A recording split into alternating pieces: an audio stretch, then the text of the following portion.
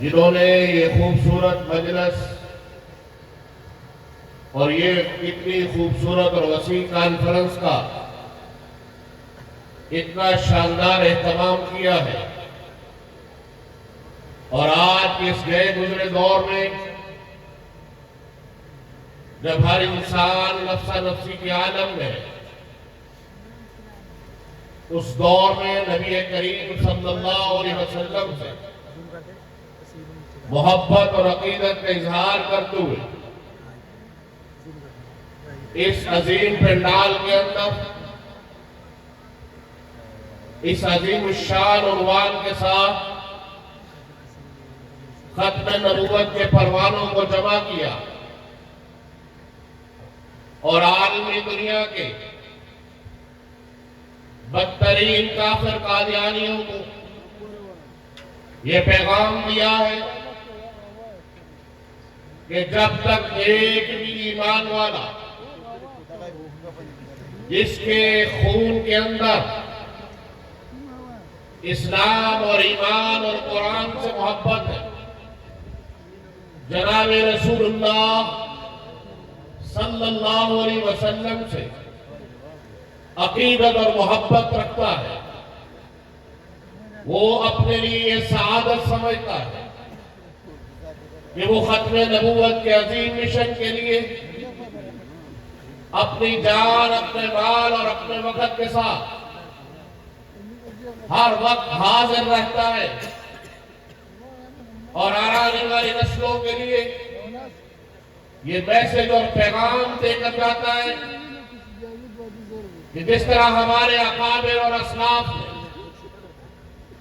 ایک عظیم جدوجہد کے بعد، ایک عظیم محنت کے بعد دنیا روئے زمین پر اس عظیم فکر قادیانیت کو قرآن و سنت کی روشنی میں اور پھر ایک عظیم اور طویل سیاسی جدوجہد کے بعد ریاست پاکستان کی پارلیمنٹ سے ان کو غیر مسلم اور اقلیت قرار دیا، اسی محنت اور جدوجہد کو ایک عرصہ گزرنے کے بعد ان کی نسلیں اسی طرح لے کر چل رہی ہیں جس طرح آج ابھی یہ واقعہ ہوا ہو، وہی جذبہ، وہی حرارت اور اسی جوش اور غرغرے کے ساتھ پاکستان میں بسنے والے مسلمان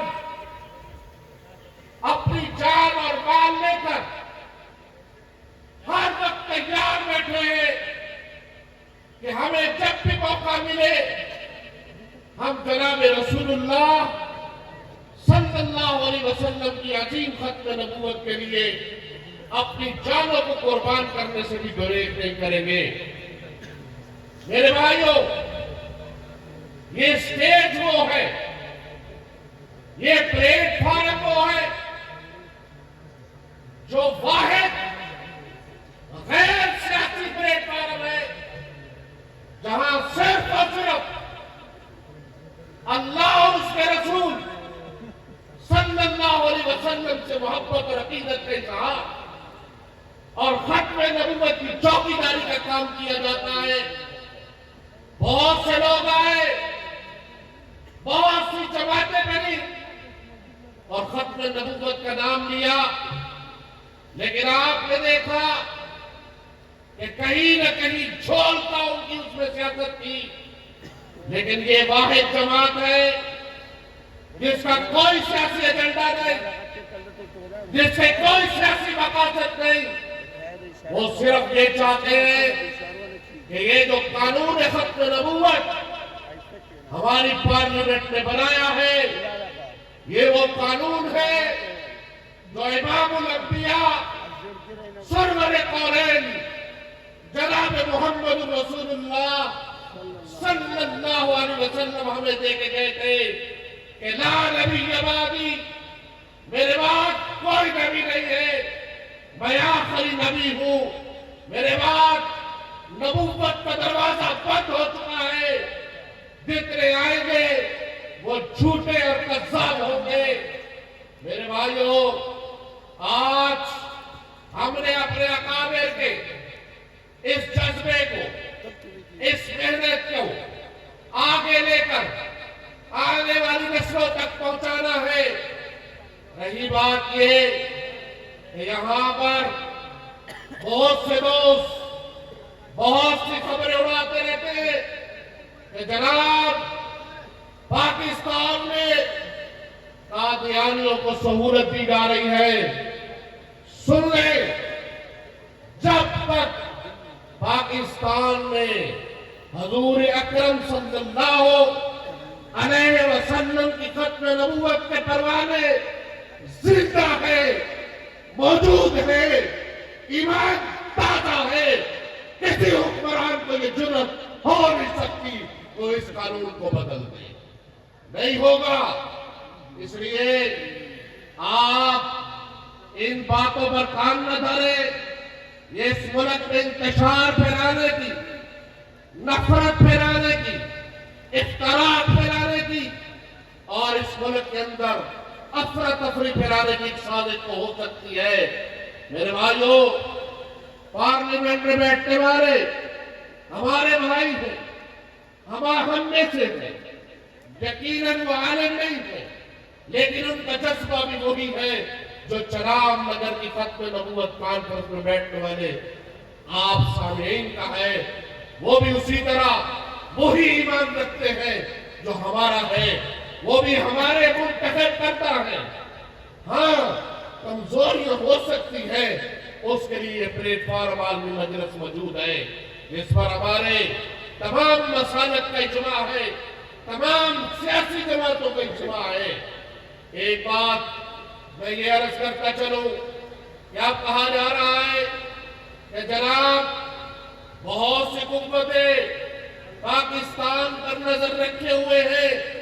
بھائی رکھنی بھی چاہیے، رکھنی بھی چاہیے، کیونکہ یہ پاکستان جب معرض وجود پہ آیا تھا، جب پاکستان کی آزادی کی عظیم جدوجہد چل رہی تھی، جب پاکستان کی تحریک آزادی عروج پر تھی، اس وقت امت مسلمہ جس پلیٹ فارم پر مسلمان جمع تھے، جس نعرے پر جمع تھے، وہ کیا نعرہ تھا؟ پاکستان کا مطلب کیا؟ آواز آنی چاہیے۔ پاکستان کا مطلب کیا؟ پاکستان کا مطلب کیا؟ اور دستور ریاست کیا ہوگا؟ محمد الرسول اللہ۔ اس لیے اب یہ ایک ایسی ریاست، یہ کافروں کے دل پر ایک خنجر ہے کہ یہ کلمے کے عظیم نام پر، عظیم مذہب پر قائم ہوئی ہے۔ مدینہ منورہ کے بعد یہ ریاست ہے جو مذہب کے نام پر معرض وجود میں آئی۔ اب دوسرا نظریہ کیا ہے جس پر پوری دنیا کا کافر اکٹھا ہو گئے؟ ناجائز اولاد، گندی اولاد اسرائیل کو پیدا کرتے ہیں اور مسلمانوں کے اوپر ایک وار کرنے کی کوشش کرتے ہیں۔ میرے بھائیوں، اسرائیل وہ بدترین ملک ہے جو یہودی نظریے پر بنا ہے۔ اب یہ دو نظریات، ایک حق ہے اور دوسرا باطل ہے۔ جتنا مرضی ٹرمپ ڈانس کر لے، جتنا مرضی عالمی کفر اکٹھا ہو جائے، پاکستان کے نظریات پر کوئی حکمران کمپرومائز نہیں کرے گا اور انشاءاللہ نہیں ہوگا۔ میرے فاضل مقرر مجھ سے پہلے کہہ رہے تھے کہ افغانستان ہمارا برادر ملک ہے، ہم مانتے ہیں کہ وہ ہمارا برادر ملک ہے، لیکن مجھے بتاؤ، مجھے یہ سوال میرا بھی ہے آج اس عظیم اجتماع میں، کیا پاکستان کی افواج، پاکستان کے سیکورٹی کے ادارے یہودی ملک کے ادارے ہیں؟ نہیں، مسلمان ملک کے بیٹے ہیں۔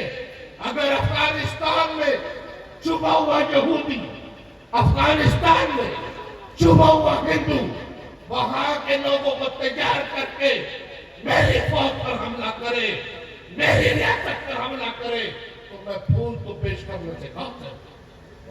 बताओ, आज मेरी फौज ने 9 जनाजे उठाए, कैप्टन शहीद हुआ है, फौजी शहीद हुए हैं। क्या हमने अपने दरवाजे नहीं खोले थे अफगानिस्तान के लिए?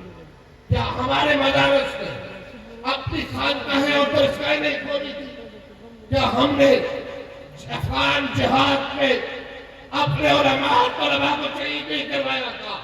उसका मकसद क्या था? कि हमारे पड़ोसी मुल्क पर एक काफिर ने हमला किया था, हमारी माओ ने अपने बेटों को वहां भेजा, वो जिहाद में अपनी जानें कुर्बान कर गए। उन शोहदा के वारिस भी पूछते हैं कि यहां से हम पे हमला हो रहा है। हाँ, मैं स्टेज से ये अपील करना चाहूंगा उलमा से, तमाम मजहबी सियासी जमातों से, कि आप इस पर गौर करें। आप तालिबान हुकूमत से ये सवाल करें, आप तो हमारे थे, आप तो हमारे अपने थे, आपने तारीफ हमसे हासिल की, आपको पनाह हमने दी।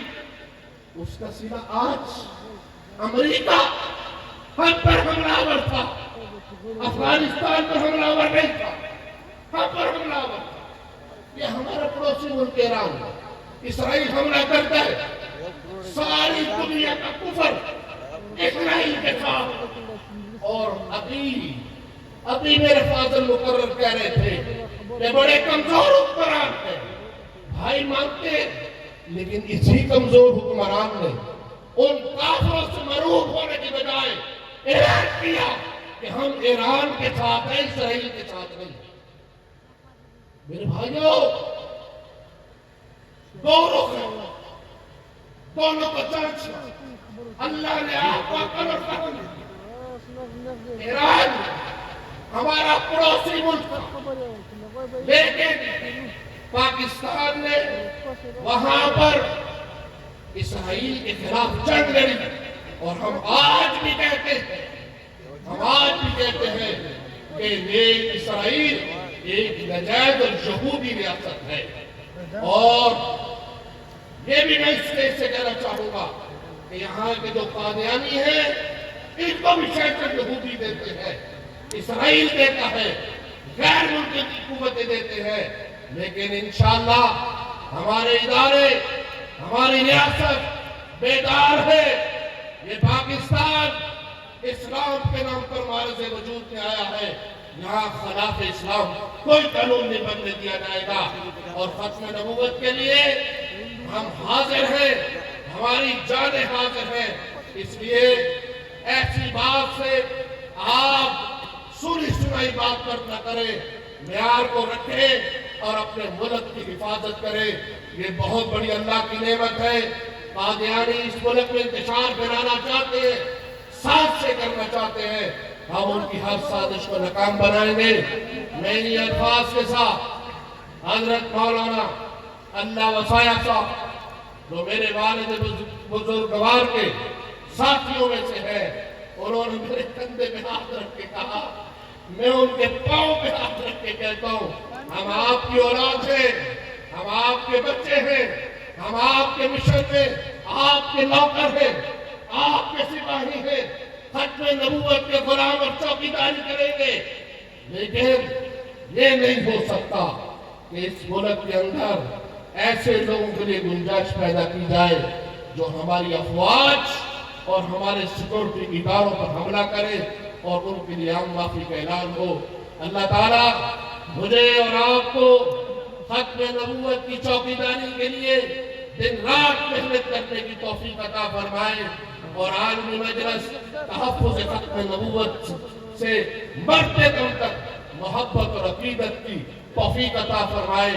जब हम जहां से दुनिया से रुखसत हो तो हमारे जनाजों पर खत्म नबूवत का परचम हो। अल्लाह ताला मुझे और आपको खत्म नबूवत की खिदमत के लिए कबूल फरमाए। व आखिर दावाना अल्हम्दुलिल्लाहि रब्बिल आलमीन।